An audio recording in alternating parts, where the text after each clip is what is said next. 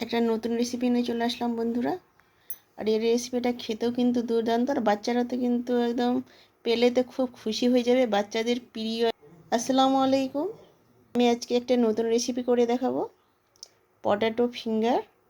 আর রেসিপিটা কিন্তু কি বলবো, বাচ্চাদের জন্য পারফেক্ট। বাচ্চারা কিন্তু এই রেসিপিটা খুবই পছন্দ করে। এখানে আমি দুটো আলু নিয়েছি। এখানে কিন্তু আমি মিষ্টি আলুর পাতা নিয়েছি। এটা কিন্তু আমার ছাদের উপরে লাগানো আছে। এই পাতাটাতে অনেক পুষ্টিগুণ আছে। বাচ্চারা তো কিন্তু সবজি খেতে চায় না, ওই জন্য আমি এই পাতাটাই ব্যবহার করলাম, মিষ্টি আলুর পাতাটা। আর গর্ভবতী মায়েদের জন্য কিন্তু এই পাতাটা অনেক পুষ্টিগুণ। আর যাদের বাচ্চা হয়েছে ওদের তো আরও বেশি ভালো খাওয়া। আর এখানে আমি কিন্তু নিয়েছি ধনে পাতার ডাঁটিগুলো আছে না, ডাঁটিগুলো আমি ছোট ছোট করে কেটে নিয়েছি। আমি পাতাটা ব্যবহার করিনি, ডাঁটাটা দিলে কিন্তু ফ্লেভারটা আরও ভালো লাগবে, ওই জন্য আমি ধনে পাতার ডাঁটাগুলো দিলাম। এবার আলুটাকে আমি কেটে নিব। তো আলুটাকে পিস পিস করে কেটে নিব, যেহেতু সিদ্ধ করব আমি। এমনি পাতলা পাতলা করে দিলে তাড়াতাড়ি কিন্তু সিদ্ধ হয়ে যাবে। দেখো এইভাবে কিন্তু আমি কেটে নিচ্ছি পাতলা পাতলা করে। দেখো সবগুলো আলু কিন্তু আমি কেটে নিলাম। আমি আগে থেকে জলটা বসিয়ে দিয়েছিলাম আলুর জন্য।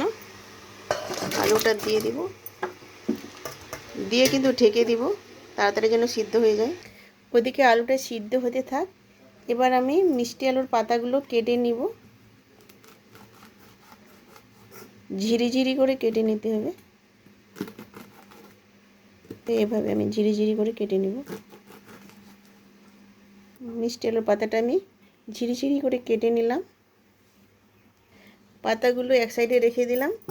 এখানে আমি লঙ্কা, কাঁচা লঙ্কা আর দুটো পেঁয়াজ নিয়েছি, পেঁয়াজের খোসাটাকে ছাড়িয়ে নিয়েছি। এবার আমি কেটে নিব।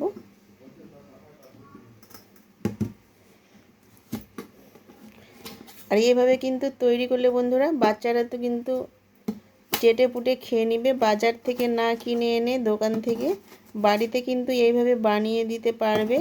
আর কিন্তু বাড়ির খাবারটা সব থেকে ভালো। বাজারের কিন্তু তেলটা কিন্তু অনেক দিনের থাকে, আর ওই তেলে কিন্তু অনেক ক্ষতি হয়। আর বাড়ির তৈরি করাটা সব থেকে ভালো। বাড়িতেই তৈরি করে বাচ্চাদেরকে খাওয়াবেন এইভাবে আমার মতো। আর ঝামেলা ছাড়াই কিন্তু তৈরি হয়ে যাবে, কোনো ঝামেলা নেই। তাড়াতাড়ি কিন্তু ঝটপট করে এই ফিঙ্গার নাস্তাটা কিন্তু তৈরি করে নিতে পারবে কম সময়ের মধ্যে। আমি শুধু সহজভাবে সবগুলো রেসিপি দেখাই। আমার রেসিপিগুলো কিন্তু দারুণ সহজ। দেখো পেঁয়াজগুলো এইভাবে কিন্তু আমি একটু ছোট ছোট করে কেটে নিব, জিরি জিরি করে কেটে নিলাম। এবার লঙ্কাটাকেও কেটে নিব। দেখো এইভাবে ছোট ছোট পিস করে। এই লঙ্কাটা কিন্তু ঝাল না, আর বাচ্চাটা খেলে কিন্তু লঙ্কাটা কম, নিজে বুঝে শুনেই দিবে। দেখো আমি এভাবে জিরি জিরি করে লঙ্কাটা কেটে নিব। আমি লঙ্কাটাকে কেটে নিলাম।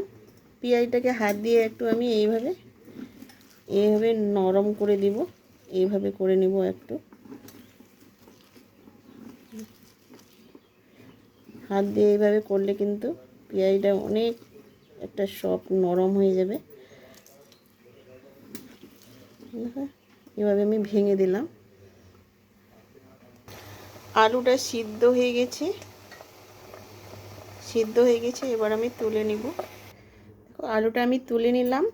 এবার কিন্তু গরম গরম অবস্থায় কিন্তু চটকাতে হবে, না হলে শক্ত হয়ে যাবে। ভালোভাবে কিন্তু আমি চটকে নিলাম। একটু ঠান্ডা করে নিতে হবে, আর গরম অবস্থায় কিন্তু হবে না, একটু আমি ঠান্ডা করে নিব। ভালোভাবে কিন্তু আলুটা ঠান্ডা হয়ে গেছে। কেটে রেখেছিলাম পেঁয়াজ আমি দিয়ে দিব। এবার কেটে রাখা মিষ্টি আলুর পাতাগুলো দিয়ে দিব।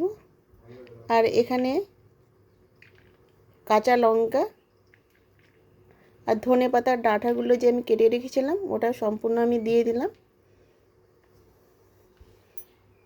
আমি এখানে লবণ নিয়েছি, আর একটু শুকনো লঙ্কার গুঁড়ো নিয়েছি, হলুদ নিয়েছি, আর এখানে 12 রকমের একটা মশলা তৈরি করা আছে বাড়িতেই, মানে গরম মশলা, এলাচ, লবঙ্গ, অনেক রকম, জায়ত্রী, জায়ফল, অনেক রকম দিয়ে তৈরি করা আছে। এখানে আমি আদা রসুনের পেস্ট নিয়েছি একটু। আদা রসুনের পেস্টটা দিলে কিন্তু ফ্লেভারটা ভালো লাগে, খেতেও কিন্তু ভালো লাগবে, একটা ঘ্রাণটা কিন্তু সুন্দর আসবে। সম্পূর্ণ মশলাগুলো এবার দিয়ে দিব। এখানে ছোট বাটির 1 বাটি ময়দা নিয়েছি, ময়দাটা দিয়ে দিব। আটাও দিতে পারেন, যে আটা রুটি খান ওরা ওই আটাটাও ব্যবহার করতে পারেন, কিন্তু যেহেতু আমার ময়দা আছে ময়দাটা আমি দিলাম, আর ময়দাটা কিন্তু একটু ভালো লাগে। এবার ভালোভাবে কিন্তু আমি মেখে নিব। বন্ধুরা একটু লাইক দিয়ে ভিডিওটা দেখবে, টেনে টেনে দেখবে না, সম্পূর্ণ দেখার চেষ্টা করবে, আর সম্পূর্ণ দেখবে তারপরে বুঝতে পারবে, না হলে বুঝতে পারবে না। দেখো এইভাবে কিন্তু আমি ভালোভাবে কিন্তু একটু ময়ান করে নিব, যেভাবে রুটির আটা ময়ান করে ওইভাবে কিন্তু ময়ান করে নিতে হবে। দেখো আস্তে আস্তে, এখানে কিন্তু আমি জল ব্যবহার করিনি, আলুর মধ্যে দিয়ে কিন্তু ওটা থেকে কিন্তু আমার মাখানো হয়ে গেছে, আমার একটুও জল লাগেনি আমার। আর এর নাস্তাটা তৈরি করলে পটাটো ফিঙ্গারটা তৈরি করলে একটু বেশি করেই তৈরি করবে, বাচ্চারা কিন্তু এই ফিঙ্গারটা বেশি পছন্দ করে, আর খেতেও কিন্তু দুর্দান্ত লাগে। দেখো কথা বলতে বলতে কিন্তু আমার ময়ান করা হয়ে গেছে। দেখো খুব লুজো না, খুব শক্ত না। দেখো এইভাবে কিন্তু আমি ময়ান করে নিলাম, আর রেস্টে রাখার কোনো দরকার নেই, আমার কিন্তু ময়ান করা হয়ে গেছে। এটা এক সাইড দেখো ভালোভাবে কিন্তু আমি ময়ান করে নিয়েছিলাম, এটা এক সাইডে রেখে দেবো। এখানে আমি একটা থালা নিলাম,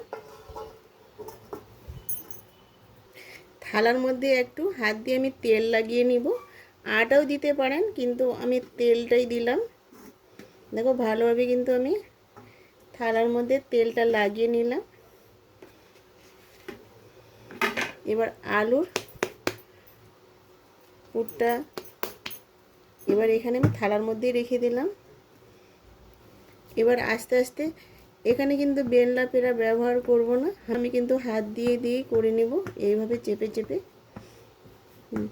দেখো বন্ধুরা আমি কেমন করে করছি, সম্পূর্ণ ভিডিওটা দেখবে তারপরে বুঝতে পারবে।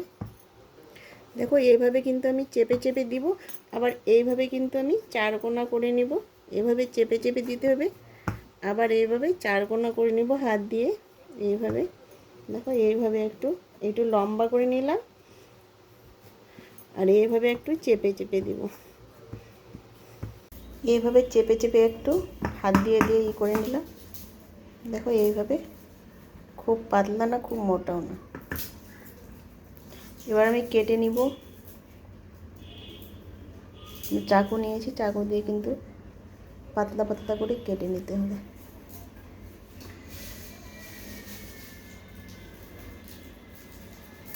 এইভাবে কেটে নেব।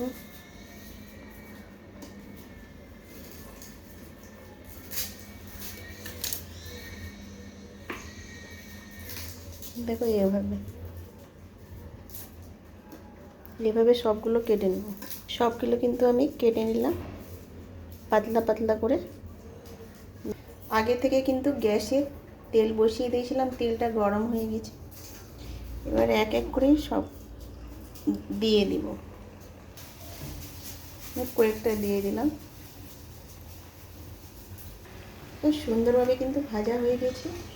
এবার তেলটা ঝরিয়ে আমি তুলে নেব। সুন্দর হয়েছে না বন্ধুরা? তেলটা ঝরে গেল, এবার আমি তুলে নিলাম। দেখো সবগুলো কিন্তু ভাজা হয়ে গেছে, আর দেখে বুঝতে পারছো বন্ধুরা কত ক্রিস্পি হয়েছে। দেখো এমনি বাড়ি দিলে কিন্তু একদম ঠনঠন মুচমুচে কিন্তু হয়েছে, দারুণ হয়েছে না বন্ধুরা? দারুণ হয়েছে। এখানে ভিডিওটা শেষ করলাম, আল্লাহ হাফেজ।